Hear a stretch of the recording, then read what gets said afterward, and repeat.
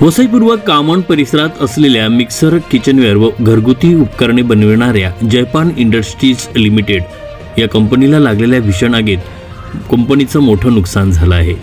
पहाटे 6च्या सुमारास लागलेल्या या आगीत कंपनीचा तयार माल, मिक्सर बनविण्यासाठी कंपनीत असलेला कच्चा माल आगीच्या भक्षकांनी सापडला आहे।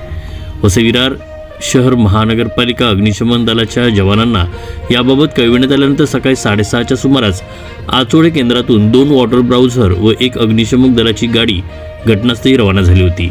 तासाभराच्या अथक प्रयत्नानंतर अग्निशमन दलाच्या जवानांनी आगीवरती नियंत्रण मिळवलं आहे। या आगीत जयपान इंडस्ट्रीज लिमिटेड कंपनीचे 6 गाळे जवळजवळ पूर्णपणे खाक झाले आहेत।